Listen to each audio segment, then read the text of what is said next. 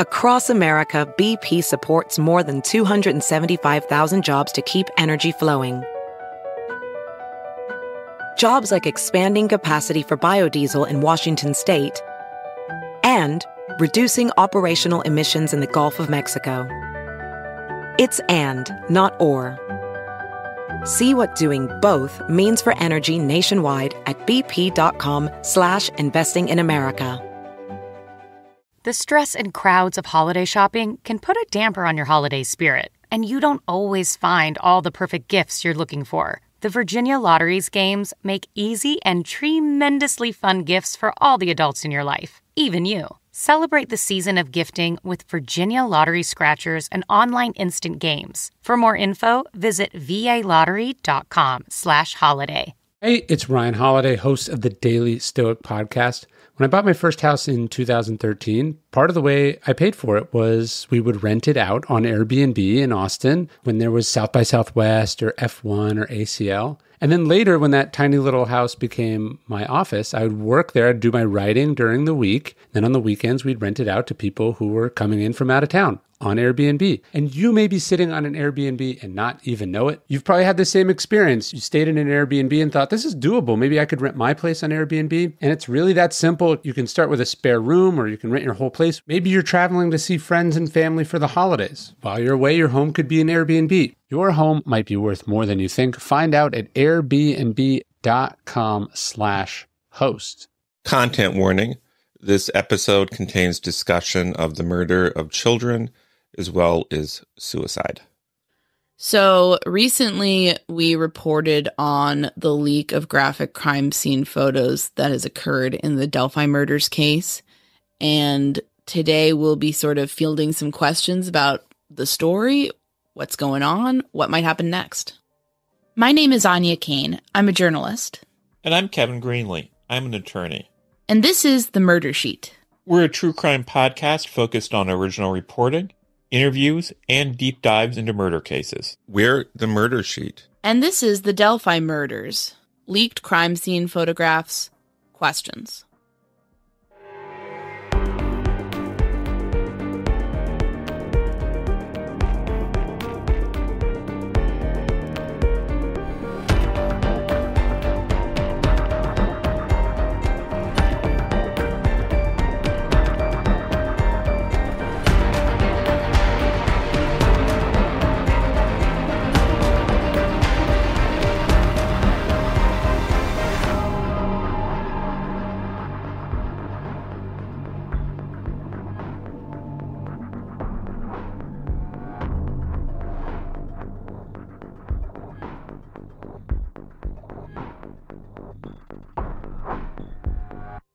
I suppose to start out with, we might want to talk about another alleged leak that occurred in this case.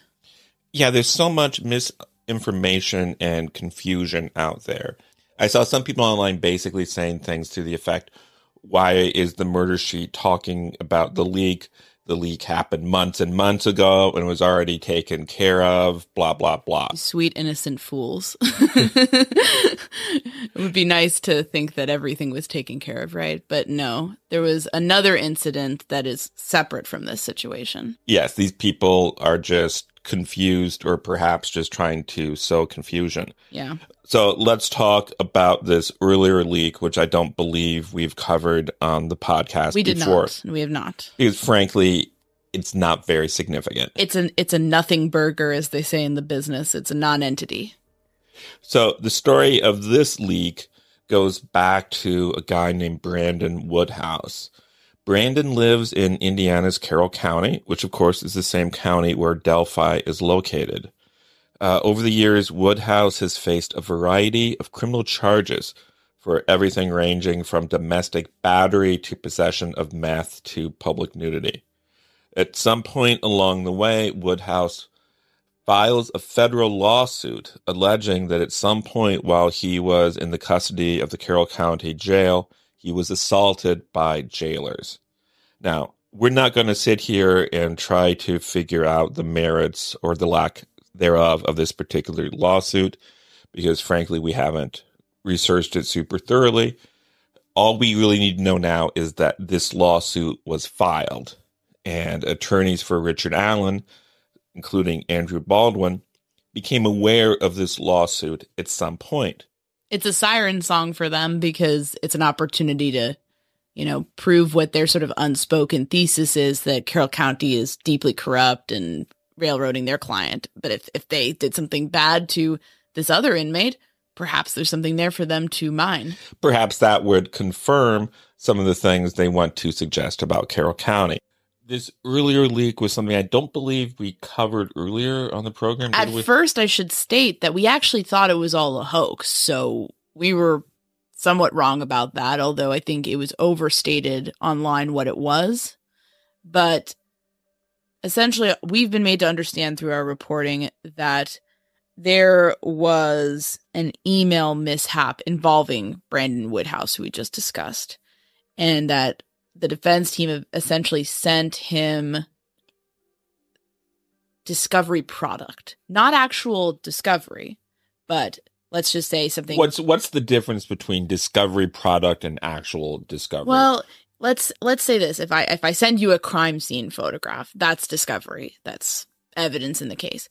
If I send you a list that I compiled noting how many photographs I had and where they all are, then that's discovery product. So let's say you go down to your kitchen and you open up your refrigerator and you write down a list of everything you have in your refrigerator. Obviously, there's a difference between the list you've made and the actual items in your refrigerator. So a product of discovery would be the list you make. The actual discovery would be the items in the refrigerator. And obviously, the items in the refrigerator are far more important than just a list of them. And so basically what was inadvertently sent to Woodhouse was a list, a product of discovery. It wasn't actually discovery materials. Fox 59 is reporting this too. We're not the only ones who have this at this point.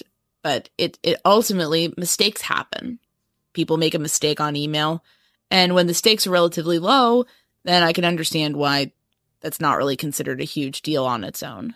Because no discovery was leaked. It was a mess up. It involved somebody, Brandon Woodhouse, who spread it around like wildfire. And one of the people he gave it to was our source, Mark, who published elements of it. And I think it's important to say, who among us has not had an email mishap? I would not be surprised if virtually everyone listening to this podcast right now had, if at some point or another in their life, accidentally sent an email to the wrong person. I know I have. I almost certainly have. I think one time I actually CC'd somebody who was complaining about something work-related and said, just ignore this guy, and that was pretty embarrassing. So it happened. So it was reported. It was dealt with. This was months and months ago. And what we talked about in our previous episode about the catastrophic leak of crime scene photographs, this is a new and separate leak, which has nothing to do with that incident. Although we should add that our contact, our source on this, Mark, was one of the, I think he published elements from the Woodhouse leak, portions. Why is that relevant? That is highly relevant because our understanding from reviewing the conversation between him and R, who is his source, is that R was acutely aware of the Woodhouse leak and may have hoped that the internet would have essentially thought that Mark was just putting out more materials from the Woodhouse leak and would conflate the two. So there was a conscious effort to make it look like it was all the same thing, or hope that people would assume that. Now, when you were saying that, you were talking about Mark and then talking about Mark's source.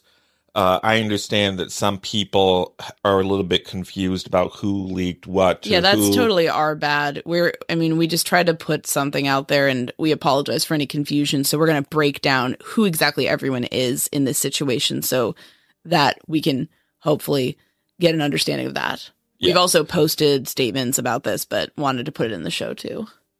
So let's talk about the three players in this leak that we've reported on. Mark was the person who sent the photos to us.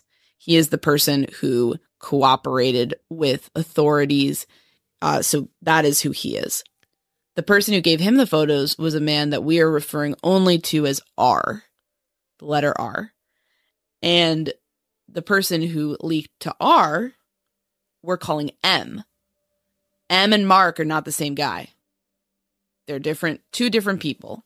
And M is someone who used to work for Andrew Baldwin's criminal defense team. And I want to stress that professional relationship ended between them amicably. I believe M wanted to pursue other opportunities. That's my understanding. And this happened years ago. It's not a disgruntled former employee. It's not somebody who was fired in the midst of the Delphi case who stole stuff and wanted revenge. This was a close personal friendship as well as a business relationship that, as Kevin said, ended on normal terms, ended on amicable terms, still in each other's lives. And this person, M, did not work on the Delphi case at all. No. He was gone from the firm before they got it.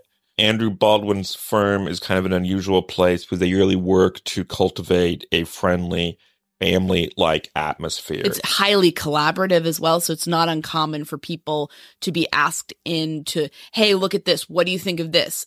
And that's honestly a strength, I would imagine, in most situations. Unfortunately. And so M, even though he was no longer working there, he could come by, say hello, and say, and perhaps people would say, oh, you've given us good advice in the past. It's just a unique kind of working environment. And as I said, in many cases, I imagine that's a strength. In a case where there's a protective order and there's very highly sensitive documents out there, we could also see where there could be some issues arising from that. Yes. To be blunt. But we can also see that that's not necessarily indicative of bad intent. So you could see someone thinking, this is my friend, this is my former coworker, I trust him. Let's go back to M. And so M, as we said, is not Mark. M is the original leaker. M is the person who started the leak because he had that access.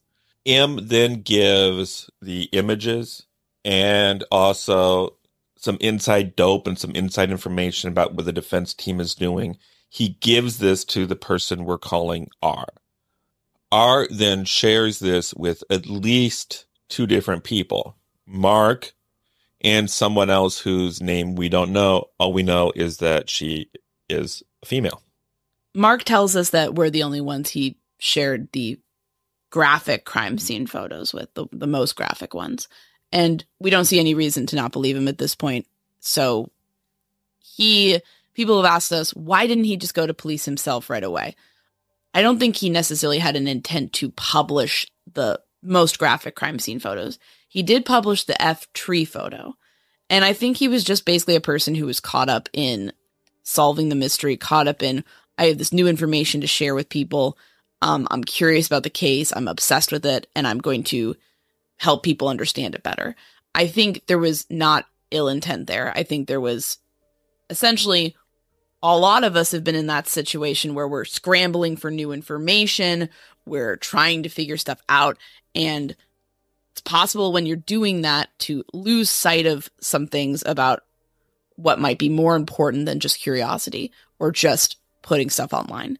So that is something I think was going on here. When he reached out to us, he made it pretty clear early on that he was pretty freaked out. So it's like you are almost like running. And then like as you're running, you're stopping to think and being like, wait, where am I going? Like, where am I going right now? Do I need to stop, slow down, maybe turn around? And I think it's a situation like that. And we're trying to just be empathetic here and look at what people have done and perhaps criticize behaviors, but not criticize or condemn people or launch a pylon on people. Because at the end of the day, Mark told everything he knew to police. He instructed us, because we are in Indiana, to hand over his materials to police.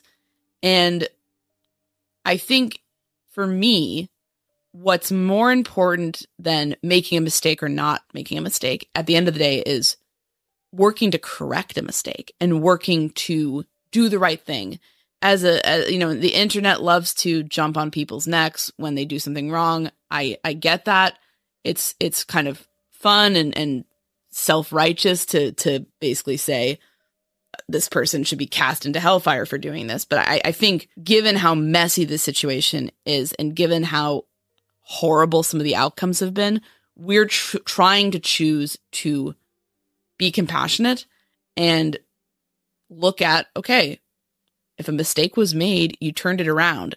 That's what counts. And we would just encourage people to do the same because, I mean, certainly Kevin and I sometimes behind the scenes will look at stuff going on in Delphi and we'll be like, oh my gosh, this is terrible. This person is doing something terrible. They're terrible.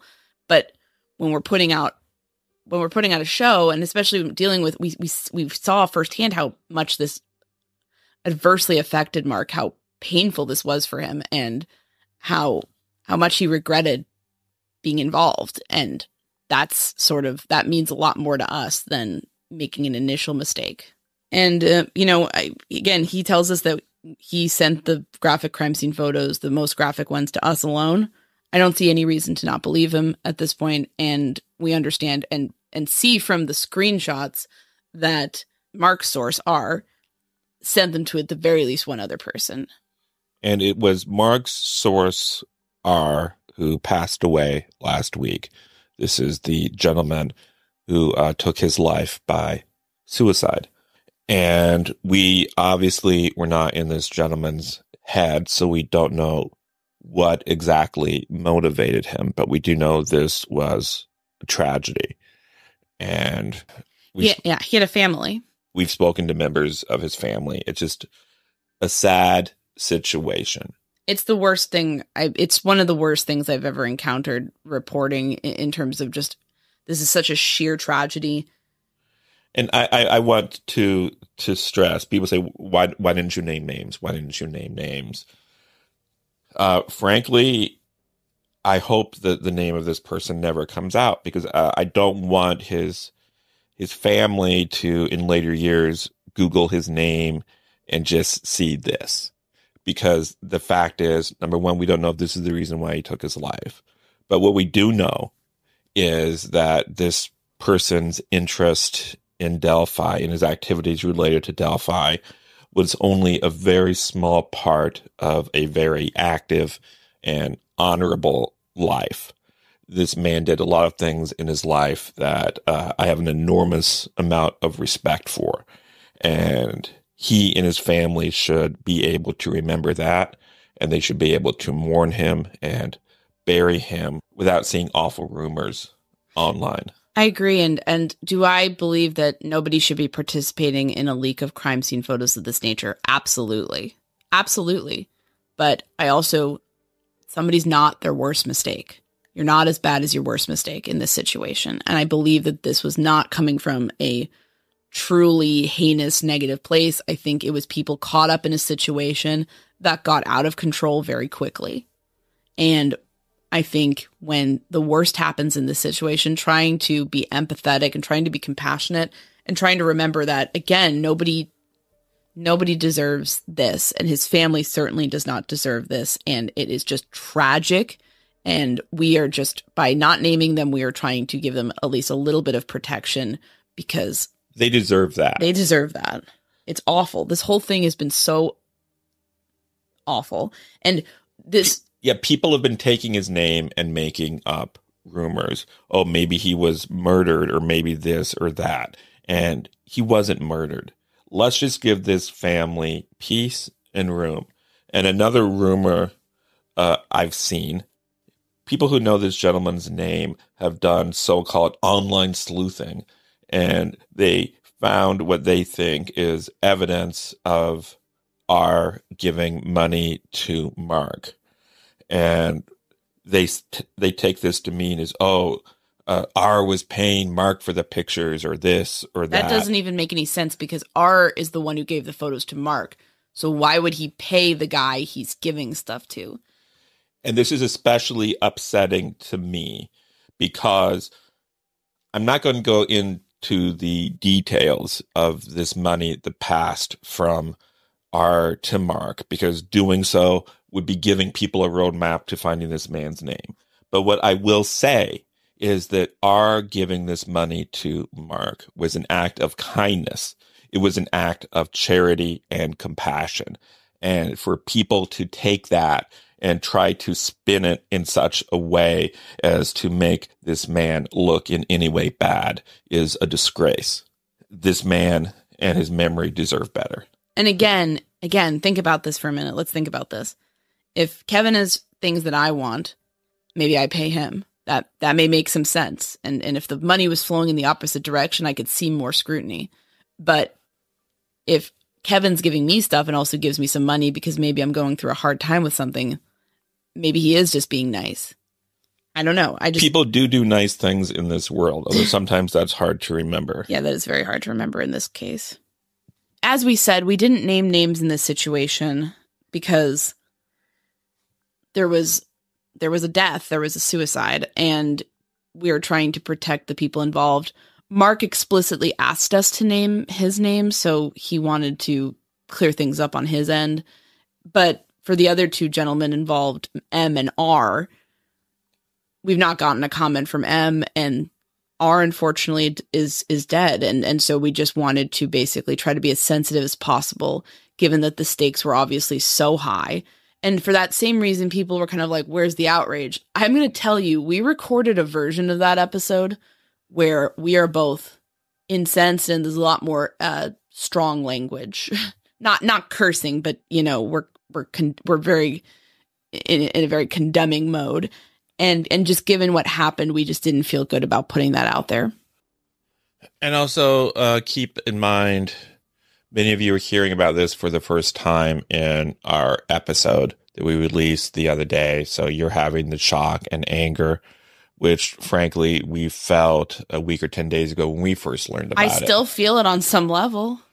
I do. We've had more time to process it. And also this awful fact that a man passed away. We're just trying to minimize harm.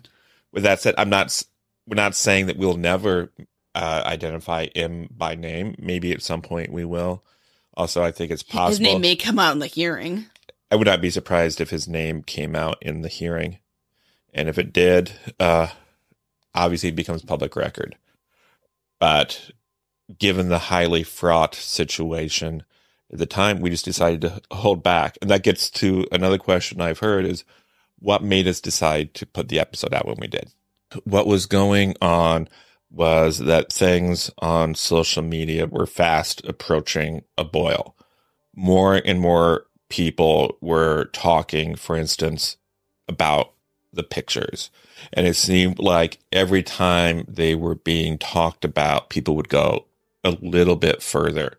There's something in human nature that makes you, if this person walked up to this line, it's okay for me to walk up to that line and go a step further. Brinksmanship. Yes.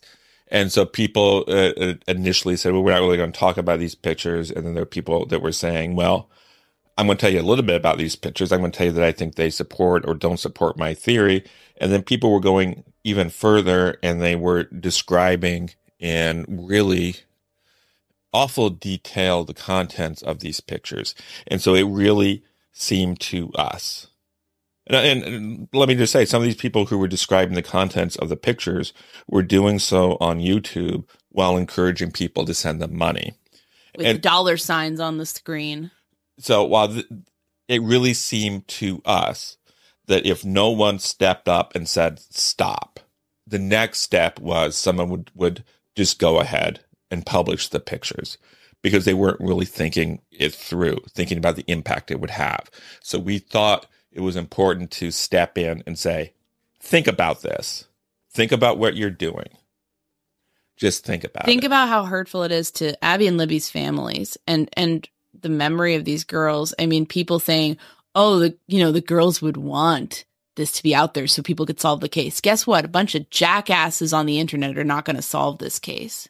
Okay? The defense is supposed to look out for Richard Allen's interests. The law enforcement and the prosecution are supposed to put together a case. That's how the system works. Some random commentator on social media is not going to deduce things. We don't live in a stupid, cozy mystery. And that's why when people give us credit for like solving anything, we've not solved anything. We've covered the investigation. That is what we do. That is what anybody should be doing when we're talking about this. If people want to speculate or go over the most likely ideas in an unsolved case, that's fine with me. But let's not delude ourselves into thinking that if we see these images, we'll put 2 and 2 together and everything will become clear, because that's not how life works. Yeah, I'd even like to say that I've seen different commentators say, oh, these details in the pictures support my theory. And then other people say, no, they don't support that theory. They debunk that theory. And as someone who saw these pictures, there is nothing in those pictures that I saw that supported or debunked any particular theory. And the reason is because I'm not an expert. I don't know how to interpret these things. I haven't gone to school and studied forensics or what have you. I'm just an educated, informed layperson, as are most of us. And the only people who can really look at pictures like this and say, oh, this supports this or this doesn't support this, are professionals in the field. And I'll even go further and say that even professionals and experts can differ on these things. And I could imagine people in court would stand up and then one person would say, oh, the pictures definitely prove zig. And then another expert would stand up and say, no, actually they prove zag. There's nothing that a layperson can look at in these photos and come to any conclusions about. It's like 2 illiterate medieval peasants arguing about what a book is about. It's like, you can't even read. You don't know what the hell you're talking about. So it doesn't add to anybody's understanding of the case. All it does is it hurts the families and it hurts the integrity of the case and possibly infringes upon the rights of the accused man, Richard Allen. But it really just felt like the pictures were about to be published by someone. And when someone publishes it, everyone publishes it. So we felt a responsibility to try to just tell people to think. And at the same time, this gentleman took his life in midweek. His name started trickling out on social media, and people in the Delphi community started circulating his obituary. They started saying, oh, I bet he was Epsteined, which of course is code for they believe he was murdered. And that's distasteful of the family. Sick. It's sick. These people are sick. We're not going to talk about it, but we have been in contact with the family, and it's just distasteful.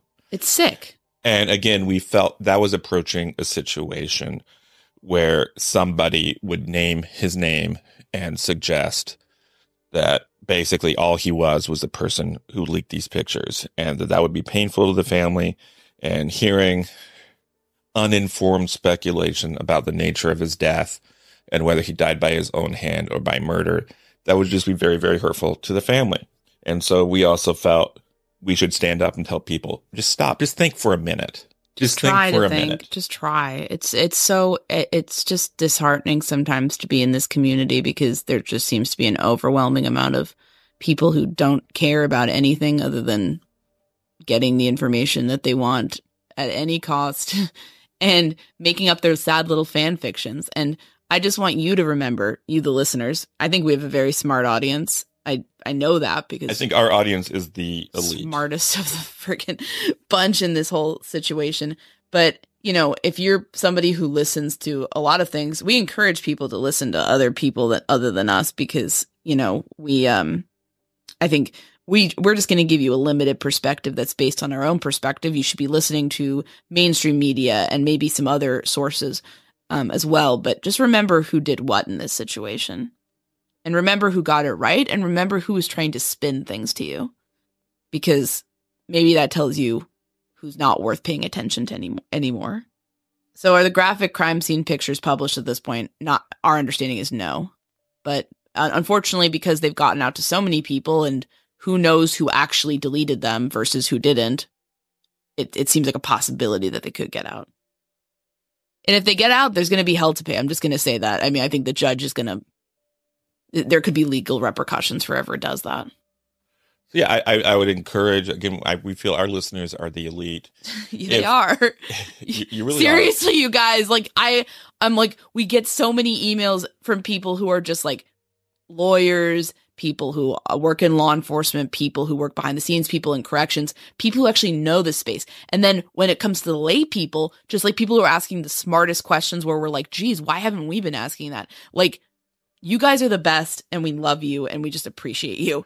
And so I know, as Anya said, that, of course, because of your interest in this case, you may be participating in a number of social media communities. And I would encourage you, if you're in one of these communities and someone starts talking about the pictures and suggesting that they might share them or something, just tell them, just stop and think a minute about what you're doing. Yeah. And maybe talk to the mods in that space. Maybe they're not aware of what's going on and maybe they can intervene. It's just, you know, people act like, oh, we're condescending. We're being the babysitters of this community. Well, guess what? People who are doing this are acting like children who want to just get what they want when they want it and do whatever they want. And there should be standards.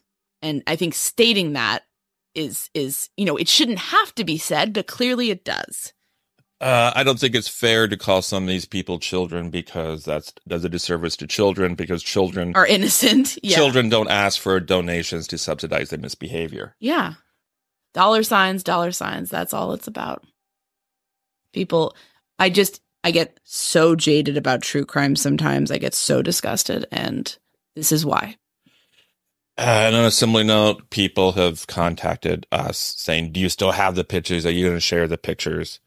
Listen to our show, maybe, first of all, before emailing us, and don't waste our time. We've made it very clear that we've deleted what we had, and we've made it very clear that we won't be posting. So just don't waste your time in ours.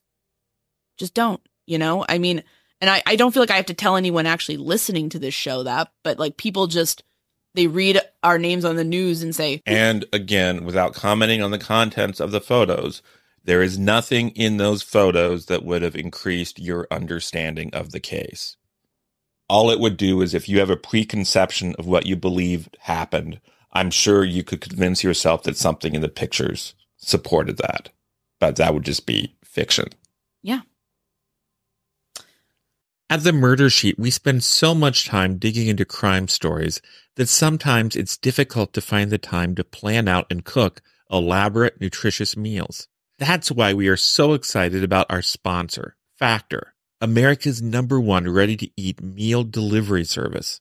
Our sponsors make this podcast possible. So if you go to factormeals.com/imsheet and use our special code imsheet, you're not just getting half off this high-quality meal plan.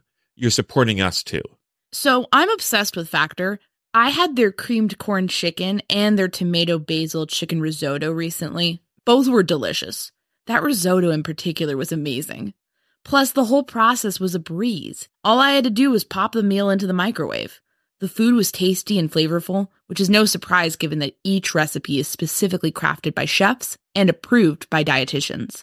Having Factor during the hectic holiday season has been a boon, especially with us pumping out so many episodes.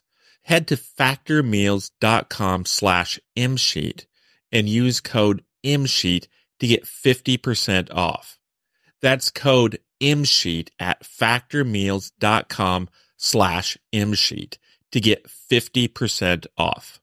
Have you heard? You can listen to your gripping investigations ad-free. Good news. With Amazon Music, you have access to the largest catalog of ad-free top podcasts included with your Prime membership. To start listening, download the Amazon Music app or visit amazon.com/truecrime ad-free. That's amazon.com/truecrime ad-free. And catch up on the latest episodes without the ads. Imagine all your audio entertainment available in just one place.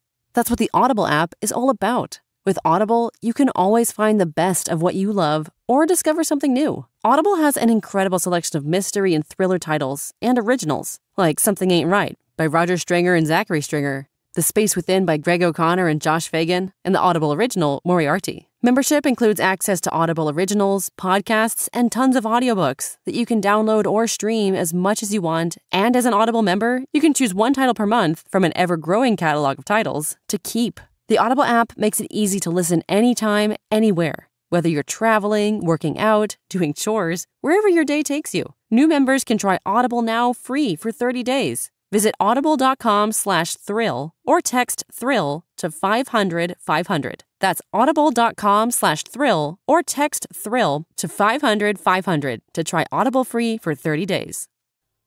One thing we've gotten questions around is a question that we really can't answer on some level because we don't, again, know what's in people's hearts and minds. But I think we have some statements on this, and that this is just, did the defense team do this on purpose? Did the defense team purposely leak this? We've not seen any direct evidence that attorneys Baldwin or Rosie had anything directly to do with this. And let me say that again. We are not aware of any evidence that would suggest that Andy Baldwin or Brad Rosie had any advanced knowledge of these leaks, or that they wanted these leaks to happen, or that they directed these leaks. So we're not going to say, oh yeah, they were secretly pulling the strings, because we don't have evidence for that. And frankly, to be honest, both men are well-regarded professionals in legal circles, and this is a very egregious breach, so it feels hard to believe that either would directly risk that by directly being involved in a situation like this. It's just, that really would boggle the mind, frankly. And I'll go a step further. Anya and I have been to every court hearing in this case. We have seen attorneys Rosie and Baldwin in court, talking with the judge, making motions, going back and forth with Nick. We have also seen them in between hearings, before hearings begin. We see how they interact with Richard Allen. We see how they interact with Richard Allen's families. And I think it is fair to say, based on these observations, that these men care very deeply about this case. They care very, very deeply about Richard Allen and his rights. And I can't imagine them choosing to do something that might infringe upon his rights. So I'm inclined, until there's evidence that suggests otherwise, let's give them the benefit of the doubt. That being said, what happened was egregious, heinous, and deeply serious.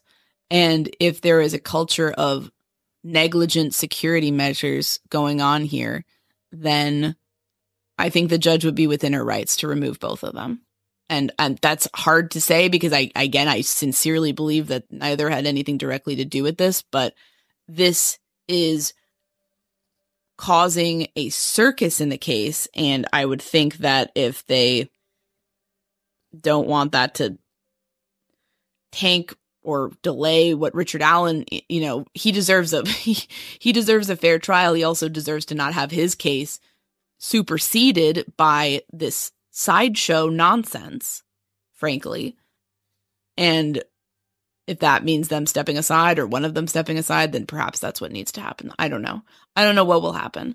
If I suppose it's probably just best at this point to wait to hear what they have to say. And here's what happened. Here's our version of events. And maybe it's something where there's a story that maybe makes them look better.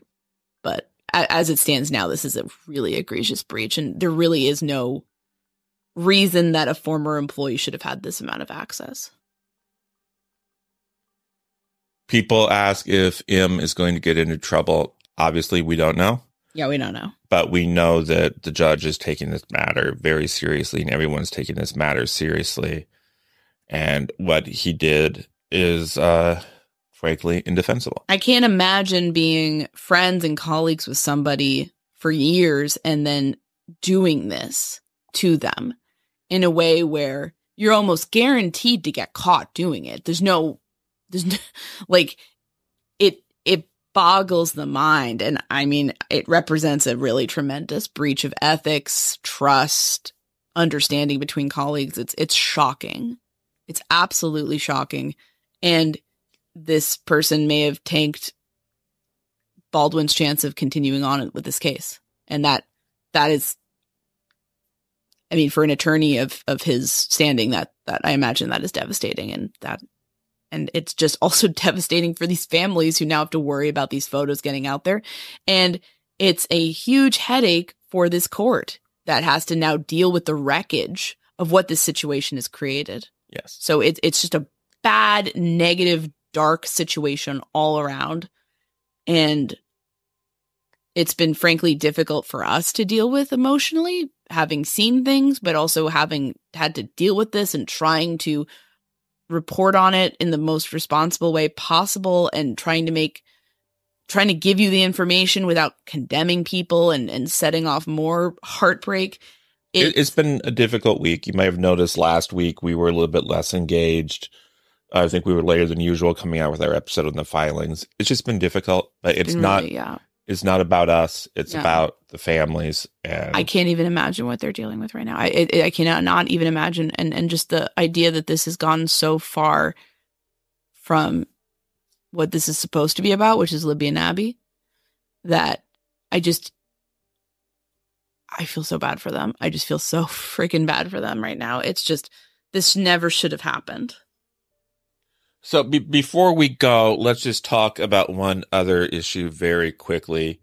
People have said that us coming forward the way we did means we were working for the prosecution. We now can't cover the story because we're working for the prosecution.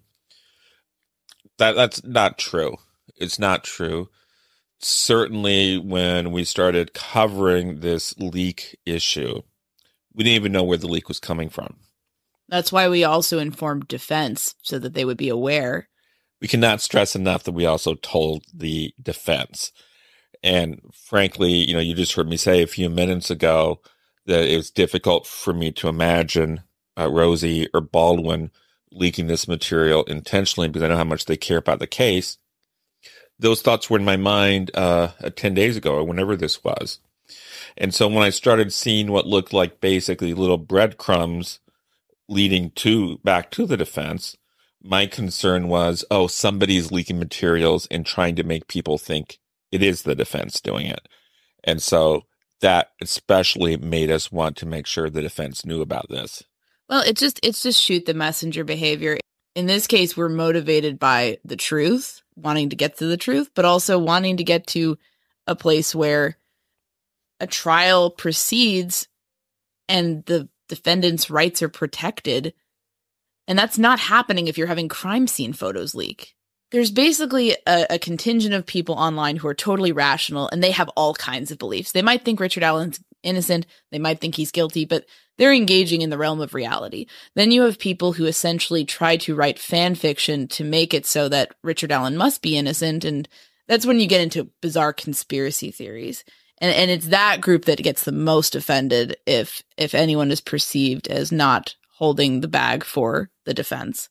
And I think that for them, it's just shoot the messenger behavior because, we certainly didn't break into Andy Baldwin's office and force anybody to leak anything, but we did find out that happened. And that's where the investigation led.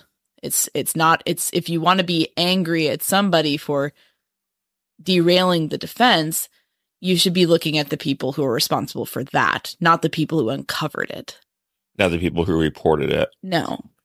We weren't acting as agents of the prosecution or agents of the state. We just wanted to figure out what was happening and let the chips fall where they may. Yes. And frankly,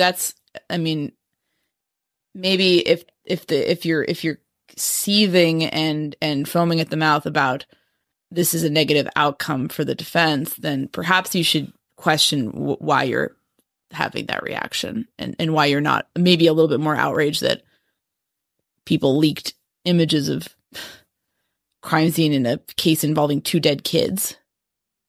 Maybe that's what we should be outraged about. And maybe you should be outraged on Richard Allen's behalf, but towards people who have actually jeopardized his rights here because this is not good for him.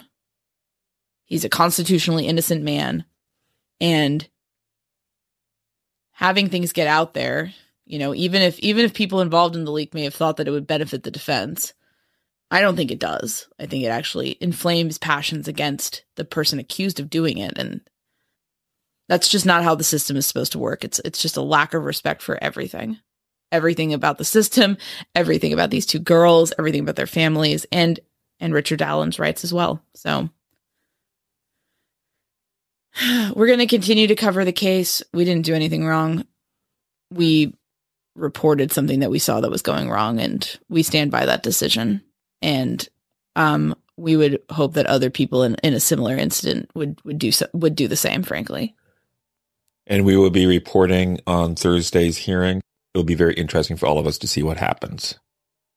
Thank you so much for listening. Thanks so much for listening to the Murder Sheet. If you have a tip concerning one of the cases we cover, please email us at murdersheet@gmail.com. If you have actionable information about an unsolved crime, please report it to the appropriate authorities. If you're interested in joining our Patreon, that's available at www.patreon.com/murdersheet.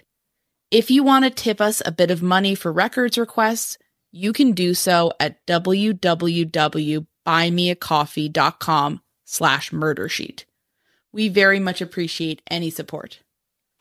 Special thanks to Kevin Tyler Greenlee, who composed the music for the Murder Sheet, and who you can find on the web at kevintg.com.